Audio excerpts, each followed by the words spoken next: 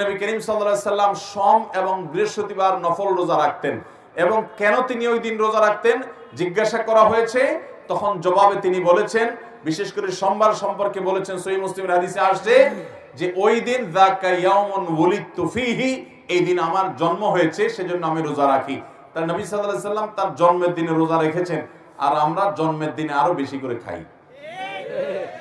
নবী করিম সাল্লাল্লাহু আলাইহি সাল্লাম সোম বৃহস্পতিবার সিয়াম পালন করেছেন।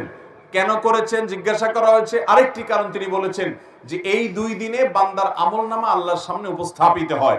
এখন কথা হলো, শাবান মাসে আমলনামা উপস্থাপিত হয়, আবার সোম বৃহস্পতিবার আমলনামা উপস্থাপিত হয়, আমলনামা কয়বার উপস্থাপিত হয়?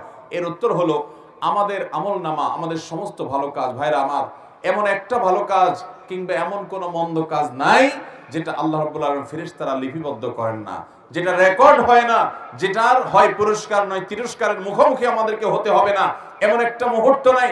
আল্লাহর সামনে দাঁড়াতে হবে, সবগুলো হিসাব করা হচ্ছে এবং আল্লাহ তাআলা সবগুলো আমাদের সামনে প্রকাশ করবেন কিয়ামতে। তো প্রতিটা মানুষের তার আমলনামা সমূহকে আল্লাহর সামনে তিনটা ধাপে পেশ করা হয়, উপস্থাপন করা হয়।